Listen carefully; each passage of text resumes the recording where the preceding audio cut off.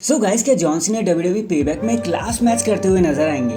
Damien priest को क्या कह दिया गया है कि मैं उनका MITV कॉन्ट्रैक्ट कैश होना ही होना है? और क्या CM पंक सच में AEW को धोखा देकर चुपके से WWE में आ गए? तो चलिए let's find out each and everything in this video. तो बने रहना इस वीडियो में मेरे साथ, क्योंकि आप देख रहे हैं रेसलमैनिक्स एंड सब्सक्राइब करना तो बनता है। तो यार चीजें शुरू कर लेते हैं जॉन सीना की रिपोर्ट से। सो जब से जॉन सीना स्मैकडाउन के लिए ऑफिशियल हुए हैं ना, तब से सभी ये सोच रहे हैं कि अब जॉन सीना आया तो एक मैच तो पक्का करके जाएंगे, और पेबैक भी तो बस आने ही वाला है। तो हो सकता है ये चीजें काफी हद तक सेंस बना रही हैं, लेकिन क्या ये सच में सच हो सकता है? So let's talk about it. John Cena के ना दो पॉसिबल अपोनेंट्स हो सकते हैं, या तो ग्रेसन वॉलर या तो ऑस्टिन थ्योरी। तो सबसे पहले ग्रेसन वॉलर की बात कर ली जाए तो रीजन तो काफी सिंपल ही है।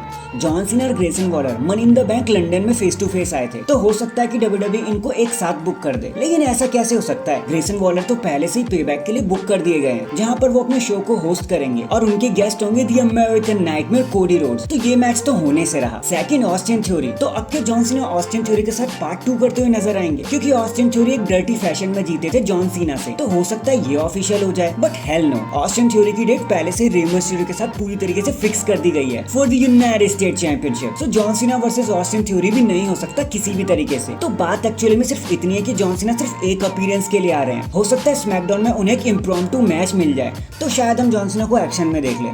बट पेबैक में जॉन सीना का आना तो लगभग नामुमकिन है। तो प्लीज यार इस चीज को तो आप भूल ही जाओ, कोई एक्सपेक्टेशन तो प्लीज आप रखना ही मत। नेक्स्ट, अब के डेमियन प्रीस्ट को ऑर्डर मिल चुका है कि पेबैक में चाहे कुछ भी हो, उनको MITV कॉन्ट्रैक्ट कैश करना ही करना है। तो यार शायद हाँ, पेबैक में शायद आपको ये कमाल होते हुए नजर आ जाए। लेकिन एक चीज ये भी है ना कि अगर वो कैश इन कर रहे हैं तो सेथ रॉलिंस का टाइटल रिटेन करना बहुत जरूरी है नाकामोरा के खिलाफ, ताकि चीजें हाई नोट पर खत्म हो सके। क्योंकि हम अच्छी तरीके से जानते हैं कि जजमेंट डे किस तरीके से भारी पड़ रही है सेथ रॉलिंस के ऊपर, तो ये चीज होना तो बनता है। तो क्या इसका मतलब ये भी है कि Finn Balor and Damien priest अपने टैग टीम चैंपियनशिप्स के मैच को हार जाएंगे? क्योंकि अगर फिन बैलर के खिलाफ डेमियन प्रीस्ट को कैश करना होता ना, तो फिन बैलर समरस्लैम में चैंपियनशिप जीत चुके होते। और शायद अब WWE भी यही चाहती है कि जजमेंट डे में किसी भी तरीके की दरार ना पड़े, थोड़े टाइम तक तो ये रहे ही रहे। तो watch your back at payback, क्योंकि हो सकता है कि इस बार वर्ल्ड हेवीवेट चैंपियनशिप के हैंड्स चेंज हो जाए, वन वे और द अनदर।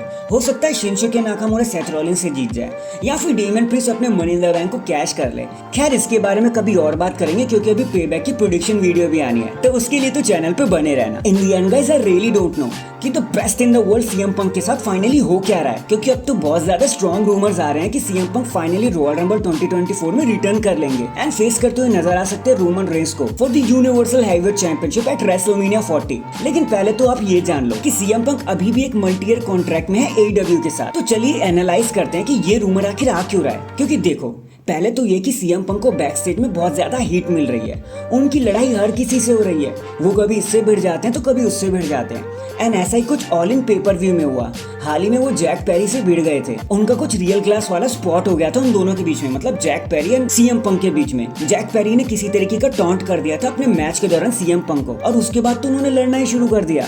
एंड लड़ते लड़ते वो टोनी खान के पास पहुंच गए, और फिर क्या था, टोनी खान ने सस्पेंड कर दिया CM पंक को। वो तो चैंपियन थे भाई, तब भी CM पंक को सस्पेंड कर दिया, और ऐसा तो होना ही था। हो सकता है ऐसे में CM पंक को AEW फायर ही कर दे सस्पेंड देने के बाद। बट फॉर मी गाइज ये चीजें काफी इम्पॉसिबल सी लगती हैं, क्योंकि AEW एक 18+ कंपनी है, एंड वो ये चीज पहले से ही जानती होगी कि अगर 18+ कंटेंट को दिखा रहे हैं ना, तो कुछ प्रॉब्लम तो हमें आनी ही आनी है। तो इन सारी चीजों के लिए AEW तो पहले से ही तैयार होगी, ऐसा मुझे लगता है। और दूसरी बात तो यार ये भी है ना कि जैसे ग्रेजेस WWE and CM punk hold करके बैठे हैं, भैया मुझे तो नहीं लगता कि ये लोग किसी भी तरीके से एक साथ काम करने को तैयार होंगे, क्योंकि CM पंक नहीं झुकने वाले और ना WWE झुक सकती है। हाँ, ये हो सकता है कि CM पंक एक बार फिर से घर पे बैठ जाए, लेकिन इसका मतलब ये नहीं है कि वो WWE में आ जाएंगे। नेवर से नेवर वाली पॉलिसी तो बनी रहती है, लेकिन CM पंक के साथ ना चीजें काफी डिफरेंट चलती हैं, ये बात तो आप भी जानते हो। So that is it guys, आज के लिए बस इतना ही। आपको CM पंक की सिचुएशन के बारे में क्या कहना है, कमेंट करके जरूर बताना। एंड चैनल पर नया है तो चैनल को जल्दी से लाइक एंड सब्सक्राइब कर दो। बाकी मैं मिलता हूँ आपसे किसी और अपडेट के साथ, तब तक के लिए अपना ख्याल रखें